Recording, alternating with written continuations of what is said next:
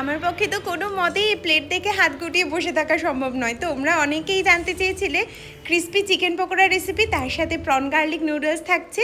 Crispy chicken pakora বানানোর জন্য যতটা চিকেন একদম ছোটো ছোটো টুকরো করে রাখা, তার সাথে সমপরিমাণ পেঁয়াজ, কাঁচা লঙ্কা কুচি, রসুন আর আদা থেতো করা, তার সাথে গোলমরিচ গুঁড়ো, ধনে গুঁড়ো, হলুদ, লবণ, লঙ্কা গুঁড়ো আর 3 চামচ মতো বেসন, 1 চামচ চালের গুঁড়ো, হাফ চামচ ময়দা ভালো করে মিশিয়ে রেখে দেবো।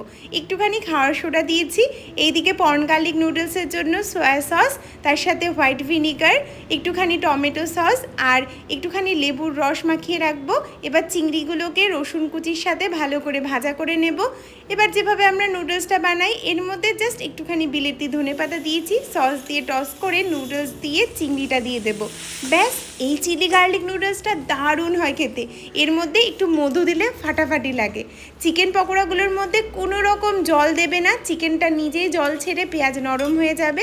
তারপর চিকেন পকোড়াগুলোকে একদম লো আছে ভালো করে ভেজে নেওয়ার পর একটু ফ্লেম বাড়িয়ে দিয়ে কুরকুরে না অবধি ভেজে নেবে।